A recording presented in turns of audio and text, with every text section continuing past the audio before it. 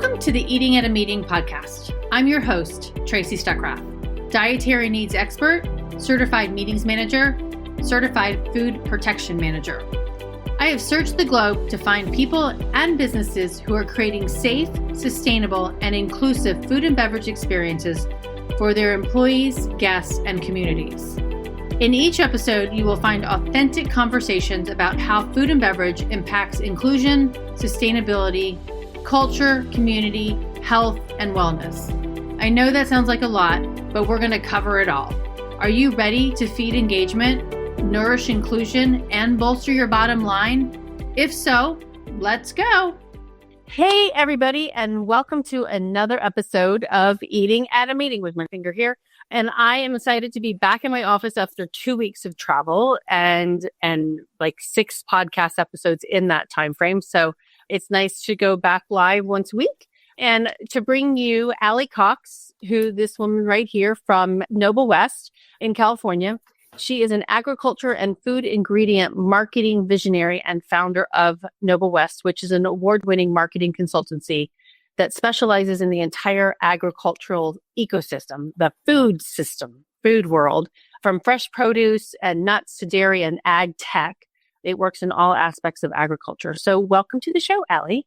Thanks for having me, Tracy. Excited to be here and excited to be live. This is fun. I know. Yeah. Most podcasts are just like, let's record them offline. I'm like, no, I want to make you. No, I'm here for it. I am a retired athlete, so this feels like game time. And I love that. It's always a little shot of adrenaline. So thank you. Okay. So just on that note, were you excited about the rowing teams this year on the Olympics because you're a former rower or you're a rower from the Olympics? Yeah, even that you're referring to the Paris Olympics. Yes.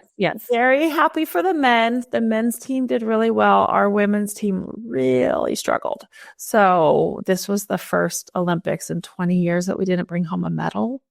So so we've got some digging deep to do. And I think working on some strategy and some coaching. And of course, now my job as an alumni is really just fundraising and whatnot. So yeah, lots of work to be done. But I love rowing, and I have to tell you, it took me like a full 2 weeks to recover from the Olympics because I had like alarms set at 2 a.m. and 3 a.m, and I just like could not focus. So I'm so glad that it's actually over.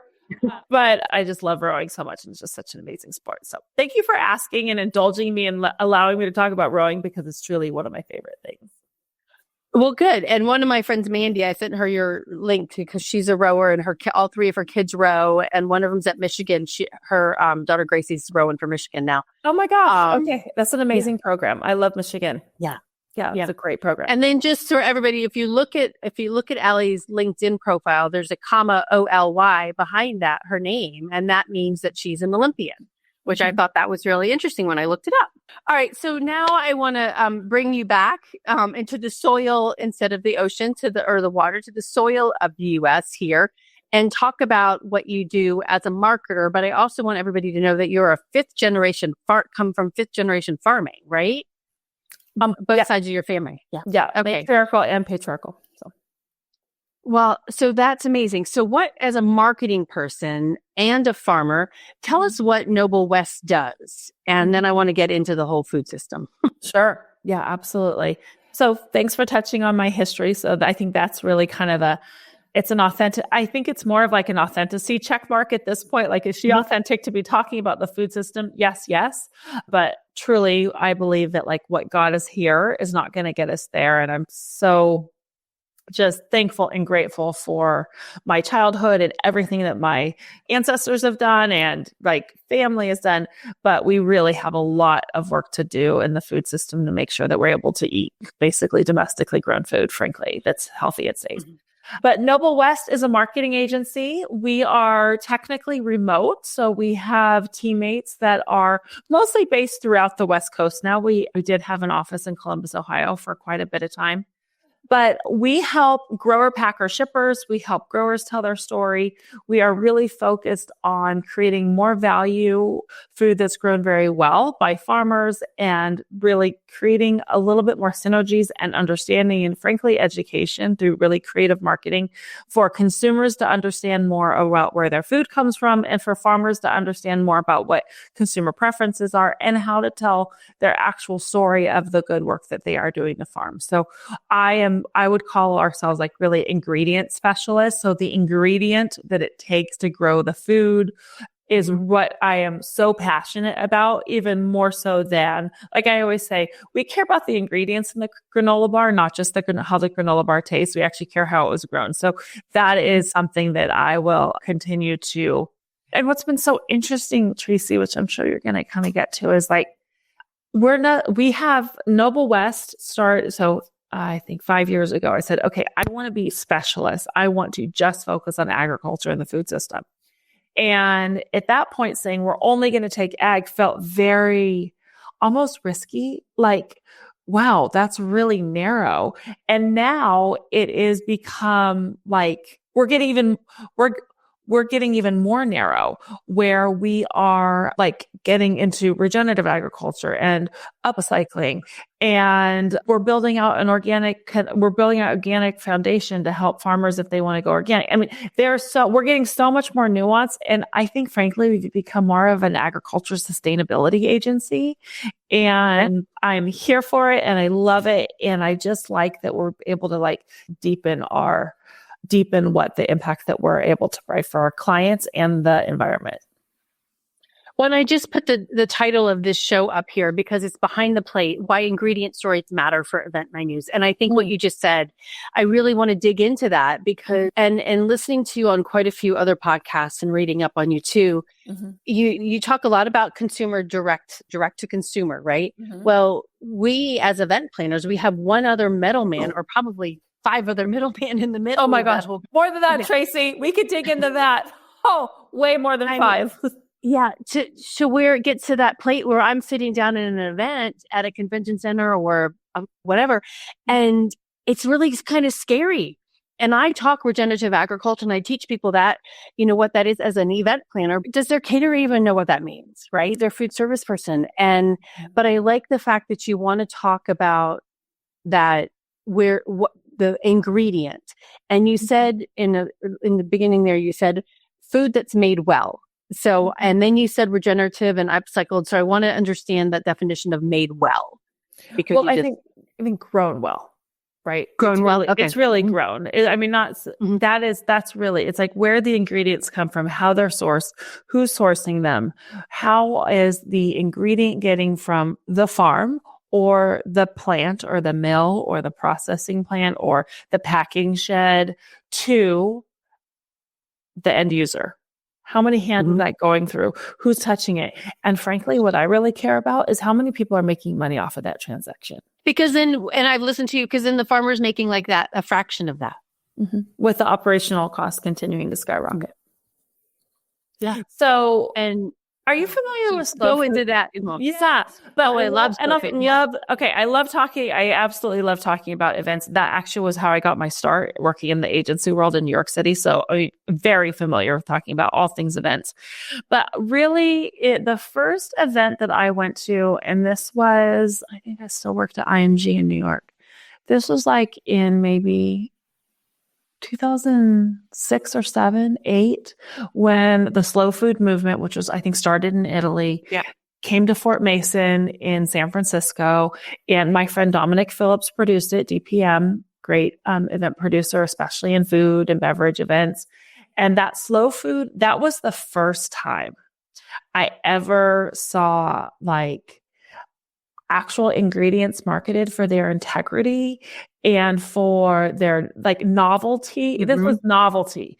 And it was so educational to basically everybody other than like Alice Waters, frankly. And like, And I just was like, okay, there's like recycled, like silverware, and we're reusing our silverware. And there is like bamboo, like plates that are like more recyclable, like all like this whole thing. And it was just, And the whole hero of I've been to a ton of food shows. I mean, I've been to a ton of them. I go to them. Still nothing made that impact like that show did. And it just was like, that was why we were there, was to explore and to honor and to cherish and to educate ourselves on like the beautiful, like integrity of the ingredients and really hero the farmer. The most popular persons that were at that event were the farmers. And They are. I know. And that to me is like with my childhood, that was so normal to us that it was just like, well, yeah, you go to work and like, then you harvest it. You know what I mean? Like it was not anything novel about it as it is now. And especially it was then. So I still think about that slow food event that I went to. And I think there was like maybe 2 of them. And then they kind of broke off into like smaller events, but that was just such an well, you need to go to Turin. Yeah. I've been to slow food. I've been twice. And it is mind-blowing. Yes. Slow food Terra Madre Salon de Gusto. It's a long word, but it is a fantastic event that's held every other year. So the next one is in 2026. Yeah, for sure. Yeah, but it does. It honors the grower. Yeah. And I just think like is that a cheap event? No. It was a big ticket item, and it was like, and the sponsors that showed up were amazing. But it was really like the first time like we really celebrated that. And as far as like big events, I think that people are just getting more. I mean, I know even like from my personal life, like I'm follow like some health gurus because I'm always trying to be healthier. And if you really want to be healthy, you need to stay home and cook yourself, and you need to know where your ingredients come from. And that's just how it is. Unless you're going to a restaurant that is like, that's part of their DNA and that's part of their reason for being. It's kind of their sourcing. But yeah, I could go on. And I just think that there's been a lot, and not even just events, but like just flying this weekend. And I was like kind of just getting so excited about like what was in the JetBlue terminal, frankly, about like, and I just think there's just like a real movement in sourcing, but you got to be willing to pay for it. And you need to be willing to find your consumer that will pay for it. And I think that's where Noble West is really coming in, is let's honor these ingredients with like great creative, beautiful, and also reaches the target audience through really more proactive media planning and whatnot, because I want this to go mainstream. And I think you opened, Tracy, like the supply chain is what I really care about, less than what's happening at the farmers markets or your local CN days. Well, I think that's fantastic. I really care about the supply chain as a whole. I'm going to just mention one thing that I saw at Salon de Gusto. I don't know what year it was, but it was a whole presentation by the coffee company Lavas, and the pictures that they took of the farmers from all over the world, the coffee growers. And that just was mind blowing and showed their stories, et cetera. But I think the supply chain is really important for us to understand. And one thing that I put on my slides when I educate people, here's the event food chain.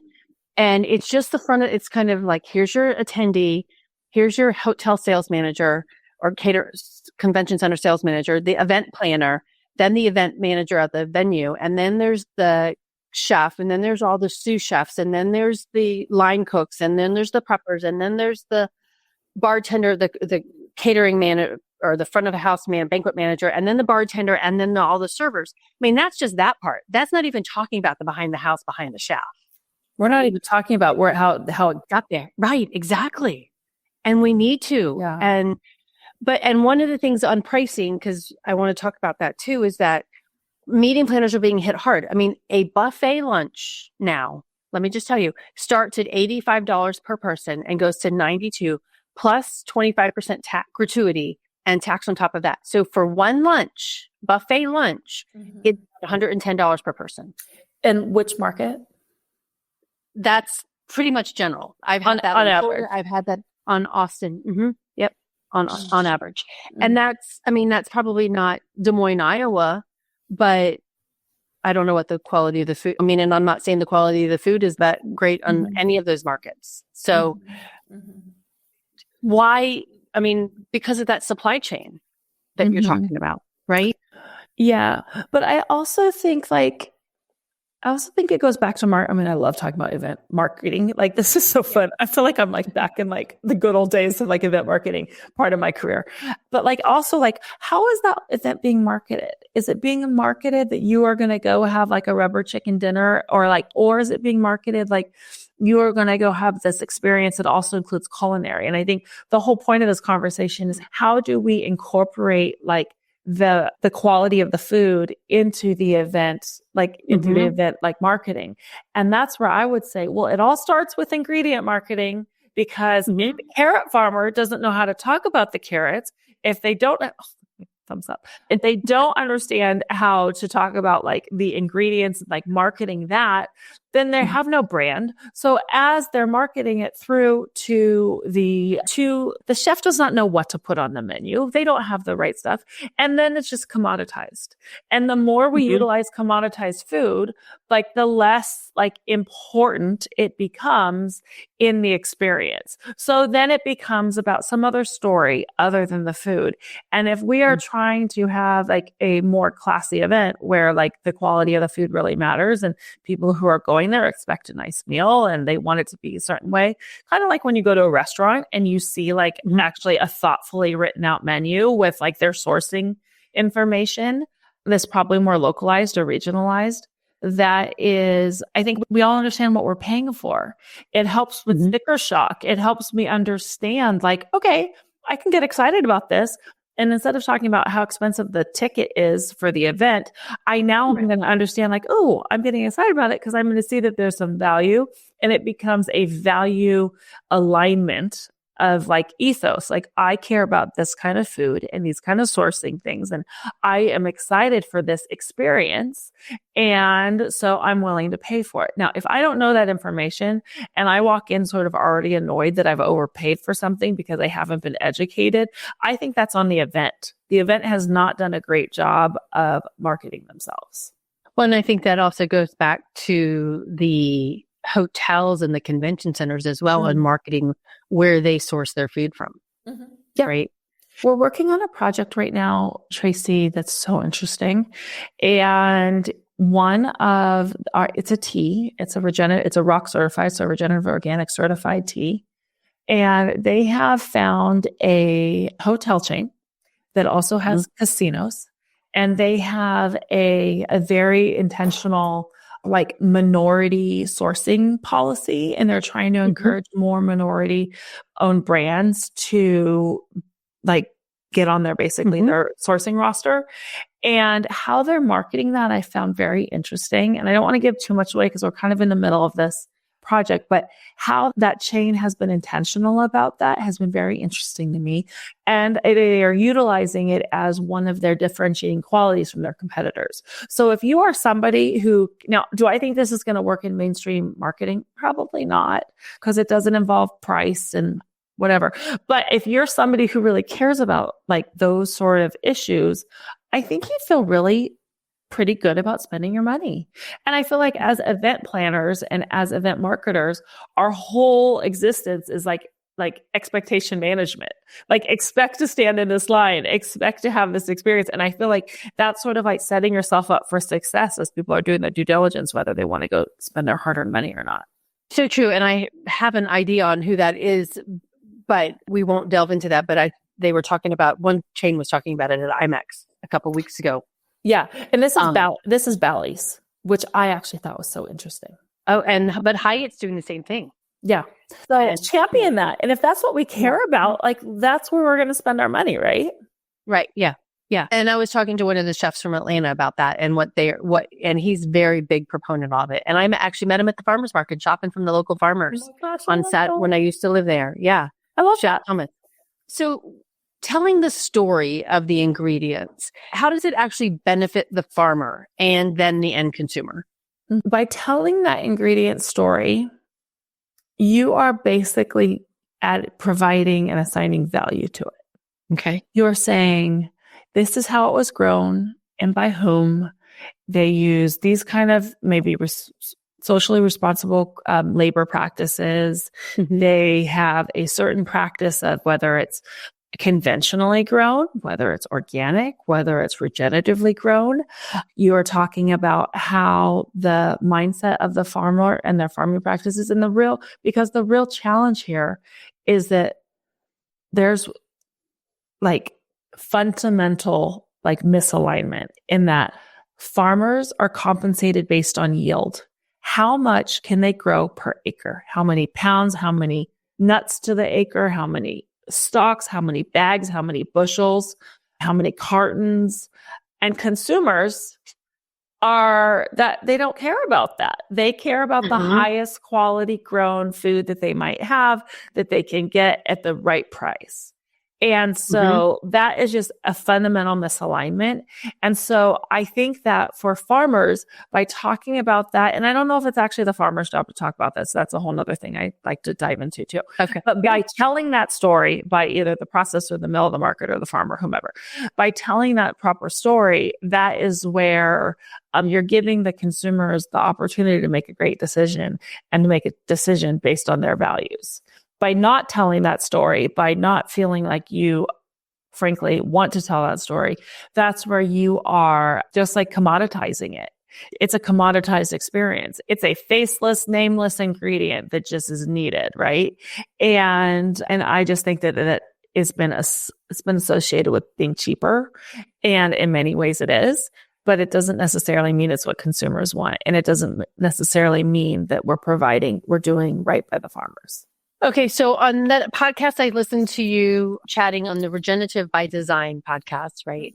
And there was a conversation that you and Joni had about Walmart because Walmart gets a bad rap and about their food. But you said that they are doing so much more in this sustainability realm and putting the standards on who they're buying from.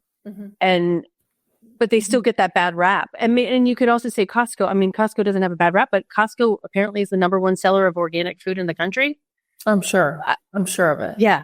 So, but when you go into Costco or Walmart, you're not really thinking about that farmer, right? How do you change that narrative? Well, I don't know if you need to think about the farmer. And I think that's like a misconception. And I think that the agriculture has done a terrible job of is how many commercials have you seen when it's like the farmers waking up at dawn and they're with their dog and they're about to go get in their old pickup and that, right? Like you are basically marketing their lifestyle. You're not marketing their crop. You're not marketing the integrity of the food. You're marketing their lifestyle. And I got to tell you, I don't know why the ag industry, and that frankly disassociates food from ag. And I think that the food industry is the agriculture industry. And that's where, how many other industries are we seeing that? Like, are we seeing like a banker get up early and get on their train and do their 2-hour commute, tying their shoes? No. Are we seeing like the factory worker, like getting on the bus and doing their big commute to get to where they're going and working a hard day? No. We're marketing like whatever the output of that product is. And that's where I just think there's so much wrongness. And if I am a mom, which I am, in a grocery store where I go, and I am thinking about like, should I spend the money on this organic or rock certified piece of produce versus the other one that is a third of the price? I'm not thinking about the farmer. I'm thinking about feeding my family as healthfully and as mindfully as I possibly can based on my family's bioavailability and nutritional needs. That's what I'm thinking about, right? And if I'm feeding like my friend who has cancer and I'm taking them a warm meal, I'm thinking about having the least amount of pesticides possible that I could possibly deliver to them. And that I'm not thinking about the farmer. I'm thinking about what I need to use it for. Just like thank you to the factory worker who got up to go commute through the snow and everything to go build the car. I'm not thinking about them. I'm thinking about, is this car going to drive me and my family safely? That's all I'm thinking about. And so that's where I have a whole soapbox clearly about that.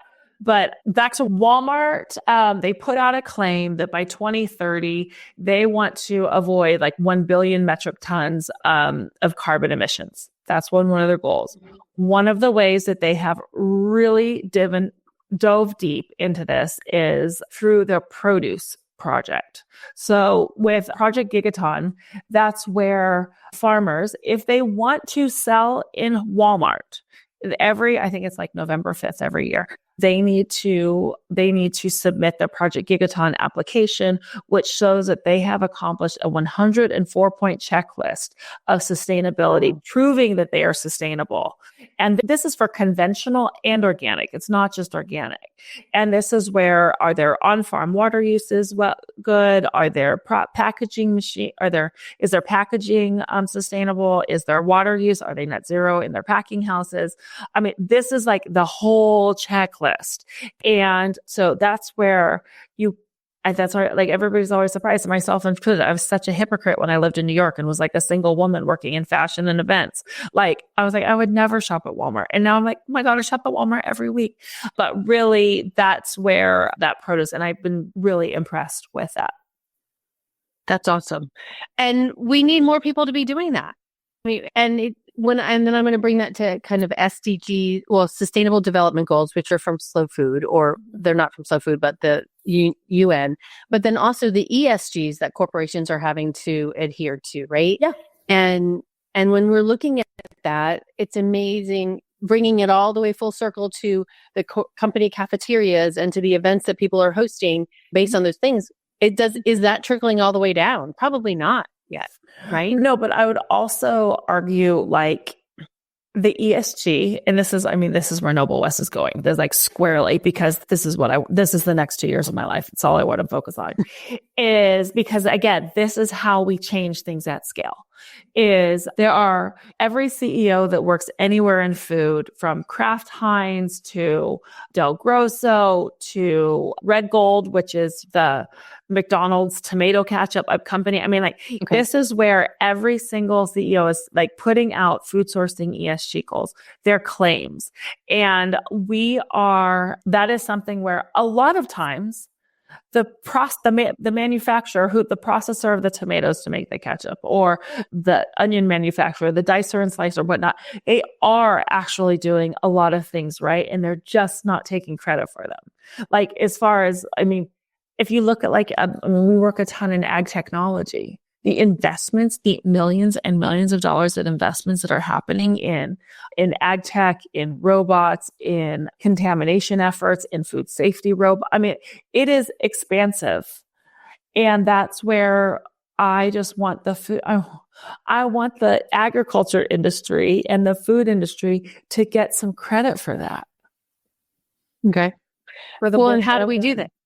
Is that through advertising, or? Oh, it's by the ag industry, the food manufacturing industry, getting off their duff, spending some money on marketing, telling a proper story, and giving with a bow, ladder up to your customers, right? So this is where you're talking about, like, don't make them ask you for it. Like, that's where there are sustainability people that are in these companies, but they're just like responding, like, proactively ladder it up. And I think that's where we're going to see that the food industry and the ag industry can make a bigger return on investment, is if they're giving the marketers, the brand marketers, what they need, because they know consumers want that. And it also, like, helps them accomplish their ESG goals. That's where we are going to do ourselves a service, because in many cases, these food manufacturers, like, again, the slicers, the dicers, they're actually, like, creating, like, the ingredients that are going to go into everything else, the pizza sauces and the everything.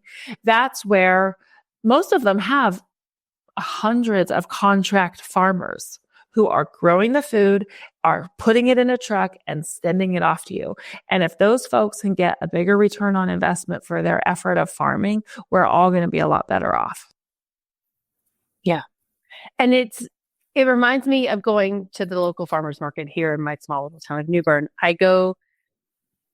I'm going to say I go to 3 farmers directly, because I know what they're doing. I've talked to them, and I probably should go meet the other ones and talk to them a little bit more about what they do too. But I've for 4 years now, I'm like, I know exactly what they do, and I trust them. And but that same thing is, I know their story, and they're getting the credit, right, where the credit's due.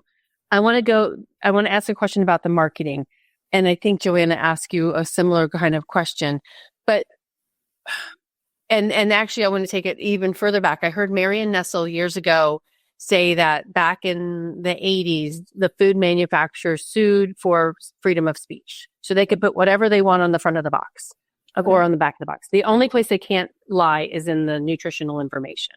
Okay. Right? So how do we trust what you're putting out? And there's so many terms. There's cage free, there's whatever, farm raised, all of these different terms. How do we know what's truthful these days?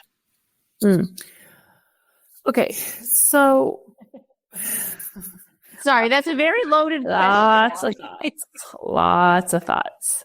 And yeah, I think what's sad is that there are benefits, there are shadows of doubt, is what I think is sad. And how that has come to be is, I have lots of thoughts on that. I think most of it stems from the agriculture industry being scared to tell a story to influencers, to the press, and just not wanting to deal with it. Because frankly, like if you're a farmer, you start farming because you are fine being on your own and taking risk on your own. You're typically quiet. You're typically not but you're like a lot of people in my family where they're not like that's not their job. Their job is to grow the food. And so what's happened is there are a couple bad players who have been now have the eye in the ear of a lot of folks, and then it's spread. And I think that's why we always say, tell your story, and that falls on deaf ears. So, I mean, I think that if we are, I'll kind of reframe, I'm not going to answer your question directly, but I'll reframe it, Tracy, that if you are shopping in a grocery store and you see an orange that was grown in Mexico sitting next to an orange that was grown in the United States, and that orange grown in Mexico is quite a bit cheaper, I can guarantee you there is they are not, those farmers are not being audited. They don't have an association that is being audited. There's no third party audits happening. There's no salmonella or contamination like crisis, like prevention happening at the farm level. And so by default, I just am going to stand with like, you need to be buying domestic food.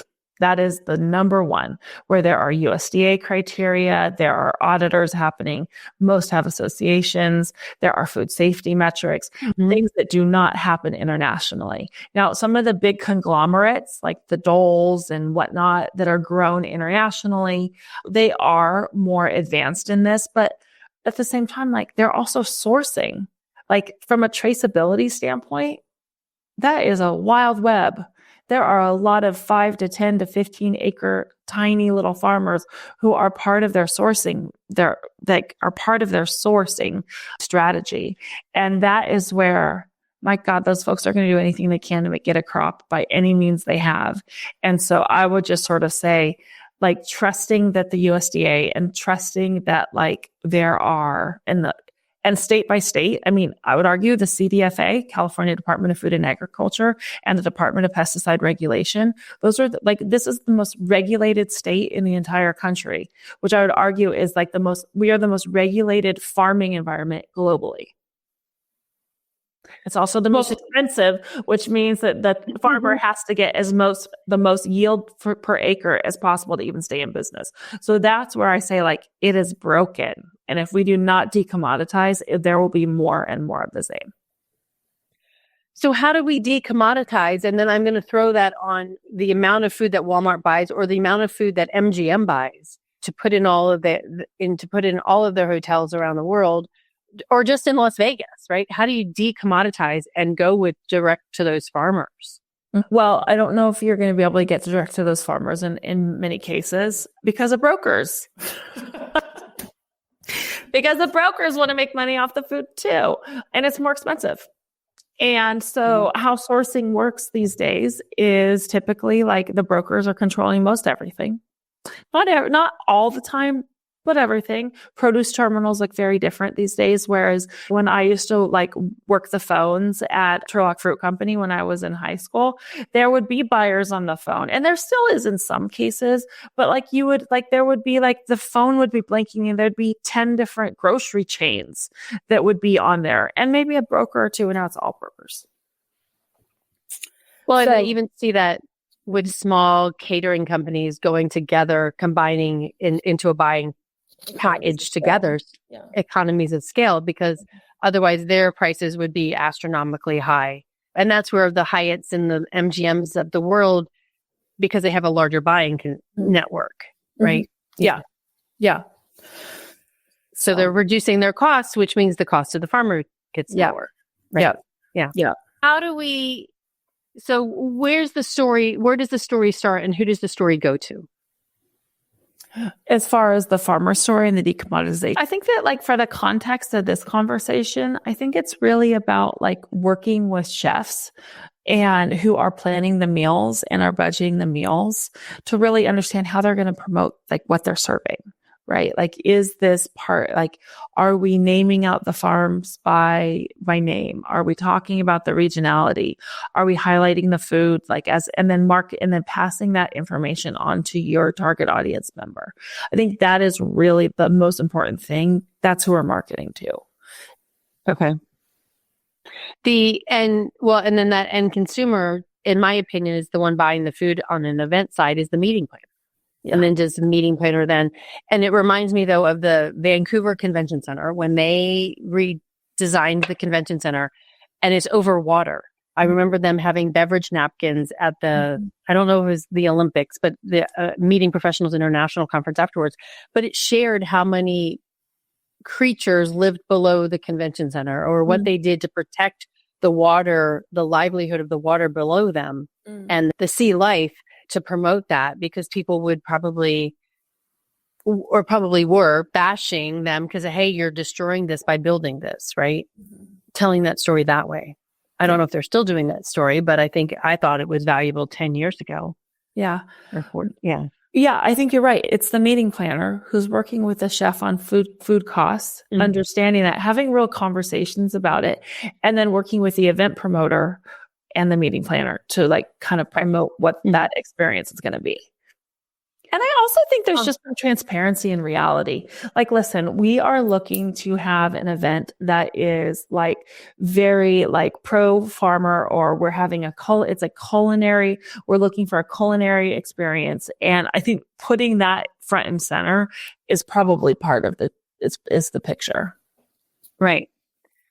All right. I want to go back a little bit too, but the cost, because you mentioned cost a couple of times, and then I brought up cost of the food for a buffet, right? But that cost of that orange, but then it brings in seasonality too, right? I'm like, I'm in the grocery store and I'm looking at an orange that's grown here in the United States versus one that was grown. And I look at that on blueberries every single time I go and buy blueberries, right? I'm like, where are those bought from? But how do we... It requires seasonality then too, because we shouldn't be buying those blueberries from Peru. Not at all. Especially if you don't want ethylene in your berries, because it's going to take what? Ethylene. That's the only way. It's called the just in time. It's the just in time chemical. So there's absolutely no way that you could put blueberries on a ship unless they're picked completely green and to get here just in time. Like, so there is ethylene pumped in those containers to make sure that they don't overripe. So in that case, that's where I think your menu planning and the seasonality and the regionality is really critical. And I think we just all need to just come to terms with, we're not supposed to have, unless it's grown indoor in a hydroponic way, we're not supposed to have salad in January. We're not supposed, that's not what we're eating. And that's where just that is, I think, essential. Yeah. All right. Nancy just posted in here.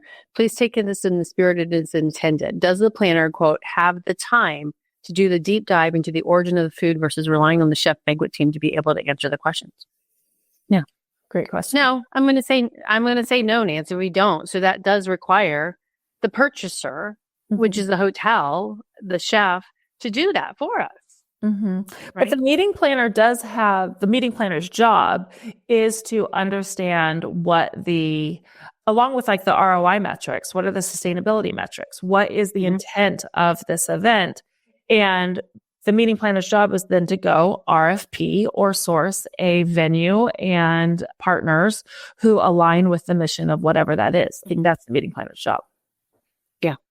Well, and I had a conversation with Paul Salinger last week on a different podcast. I was the guest, and he literally was saying that, like, we have to set up our standards. What are we asking for? How are we choosing that menu? Is it around the food? And especially if the food is your number one expense. Oh, yeah. Right? For sure. Yeah. On your line item budget, it's your number one expense. So that should be a question that you have. Yeah.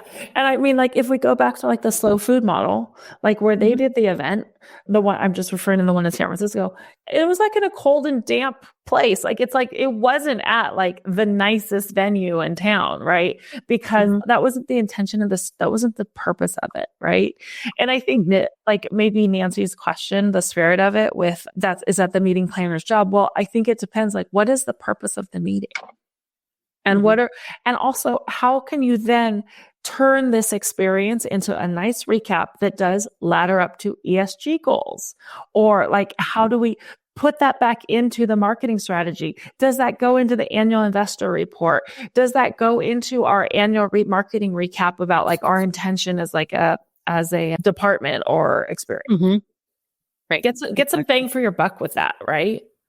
Right. Exactly. All right. So how and where can consumers and or meeting planners find out more information about farmers and how food reaches their shopping destination? How do we find that out? I think consumers would be just doing the good old Google searches and probably talking to their produce manager. And then the produce manager is like, okay, well, we get it from this broker. Okay, then you could probably go and do some homework. It's going to be a hard journey. Let me tell you, that's why journalists are like, that's why there's a lot of gotcha. And like, frankly, I think there's a lot of half-truths that are circulating about our industry. But as far as a meeting planner, that's probably an easier conversation because you're already working with the decision makers. That's where I think you're talking to the chef. They're knowing who they know who their suppliers are. They beat them up all the time. That's a weekly conversation. They know where they're getting all their food. But I think that's where that is. And then also talking about the intention of it. Like, listen, we really want to have a very like climate or environment driven event here. And this is really important to us. And we are going to be marketing it throughout. It's part of the strategy. Can you make sure that our food is sourced within like these regions or whatnot? And can you develop a menu that is compliant with this? And I think that's the conversation that the meeting planner needs to be having. And the chef does know that information. They know all of that. But going back to the consumer side too, and just thinking on allergens, right? I mean, the challenges, and even I'm going to say even the listeria stories that have been coming out in the last 2 months, right? The McDonald's, thing that just happened. Yeah. And actually my mom said it was something, they may think it's the onions, who knows? But the quarter pounders with cheese have all been recalled. Yeah. I guess they're not recalled. They're taken off the menu right now. But like in the Midwest though, like through that one. Right. Through that middle of that. But how even the consumer finding that out, and I think moms of kids with food allergies or other medically necessary diets, they struggle with that every single day, trying to find out, does your natural flavors contain this ingredient, right? Yeah. I mean, it's like you said, it's a hard thing to figure out. Yeah, we have celiac, we have food allergies in this house, and but it's also where, I don't know, I mean, like, I have to tell you, more so than any of our medical providers, I'll tell you who my go-to people are. It's the Celiac Moms Facebook group. I mean, it is like, you could put whatever, and like, I think a common thing for kids with celiac that's the hardest transition is like goldfish. Like, there are just nothing that tastes just like a goldfish. And so it's are there any new products that are like celiac friendly, like goldfish? And there's a bunch on the market. Of course, my son likes none of them, but that's where I just think that's where we're just always, I think it's the community. And if we're being honest, like women make 90% of the household decisions, and we are resourceful, and we're not afraid to ask our friends stupid questions, and we're not afraid to like put our neck out there. Like if we're trying to like do right by our kids, and like, that's where I am for sure. But I just think that there is information out there. You've just got to scour for it. And also being curious and taking the time. I think that's the other part is I live in a farming community, so we do not have a Whole Foods. But every time I go by a Whole Foods, I walk the aisles because I just want to see like, okay, what's new? I want to find my clients and I want to find out what's new. Same with like a lot of like the Sacramento Food Co-op is so amazing. And like all the food co-ops, that's where I really spend a lot of time. Of course, I go to all the food shows, but I just think it's like being hungry and searching. There's also Amazon has done a really good job, like kind of curating that. So I would just say it's a lot of research. That's why women are the mind load of being a mom is so exhausting. I mean, it is really mind blowing of how much you have to do the research. And one of my jokes in the whole thing is like the bush is baked bean. I'm like, the dog has the recipe. I don't want to know your secret and I don't want to know your family recipe. I want to know if you're going to kill me. Right. And same thing with what you're doing with your clients is marketing their ingredients and showing off what they're doing and how they're doing it in the right way. Yeah. Like I'll tell you right now, we market a ton of rice and rice that's grown in the Sacramento Valley, Northern California, which is where most short grain and medium grain rice is, which is goes into your sake and it's your sushi rice. It's your short grain. It's a Japanese style rice. And I will only eat it if it's grown from there and Japan. That's it. Nowhere else. I know what kind of water is being used. It's like the sewage water. Like I do not want to do it. And that's where like that ingredient is grown with such integrity that it's the only thing I want to support. And I think that the more people know like all this information, the better. And right now, like there's a ton of innovation happening in China right now, a lot of agriculture. There's always been agriculture in China. Like, don't get me wrong. But right now there's a ton of investment in it to compete like against a lot of California grown specialty crops, because there are some regions that have the right climate. And my goodness, our like work is cut out for us because it is cheap. But the quality and the water contamination and the soil contamination that's where I'm like, you could not pay me to eat that. Which reminds me of the tuna, buying tuna. And we've got like 2 minutes. When I look at for the whole day. Oh yeah, totally. I mean, without a break. To me, when tuna says contains soy, I'm like, no. And that's the water. It's because the water that they use contains the soy. Like, why is tuna have soy? I want to give a plug on tuna. The absolute safest tuna and the best quality tuna that you can buy is the Kirkland brand at Costco. Really? Our client is the food manufacturer for it. They have all the technology equipment. I have been told that do not buy it anywhere else. So that is my plug. Wow. Okay. Yeah. Yeah, any Tech Food Machinery. I will list Lucy. Lucy is the name of it, and they're the manufacturing equipment, and that is the only tuna I will ever buy forever. Really? Wow. Okay. Forever. And that's those are the little things that you don't know unless you're a farmer. I know. Well, yeah, you're sourcing. So yeah. All right. Well, my last question that I always ask everyone is, what does safe, sustainable, and inclusive mean to you in food and beverage? And then I have a question from Instagram. I'll ask you that in a second. Go ahead. Okay. You're managing a lot on that end. I'm just sitting here having conversation. To me, that means food that's grown with integrity by farmers who mean well, who are regulated, who are compliant members of their community. That is what sustainable safe, and they can stay in business because they are being compensated fairly for their hard work. That's what that means to me. Okay. Well, and that goes all the way back to slow food. Mm-hmm. Oh my gosh. I mean, slow food it's the mothership. It is the mothership. Okay. So this is a question from Instagram. Let's post it up here. Fascinating content. How do the underserved access better food? Mm-hmm. Yeah. This is, I think, where understanding food, there is a ton of technology that is happening in this. So this is a terrible, challenging situation, but I do want to underscore there is a lot of ag technology and sourcing mechanisms that are being invested in this. I am working on some of them. But this is where I think understanding big retailers, and this is where the Walmarts of the world are doing a lot of work at scale, because it just sounds like a Walmart commercial, but this is where the larger food systems are donating to food pantries. And I think that is where you probably are going to get the most, and supporting those initiatives. So supporting the food pantries and the organizations that have that are serving the underserved, supporting them with their initiatives, particularly with bioavailability and nutrition, I think is really essential. I hope that helps.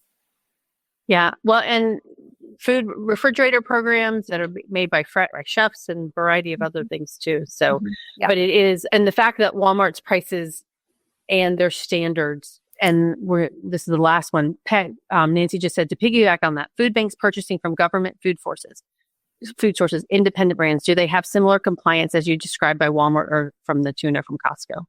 Can't answer that. I really can't. But I am familiar with quite a few USDA programs. One of our Walnut clients, actually, they got a USDA grant and they are packaging the exact same product that they sell to their customers. So I do want to I think the USDA has done a really good job of addressing this. And then I think Michelle Obama did a great job.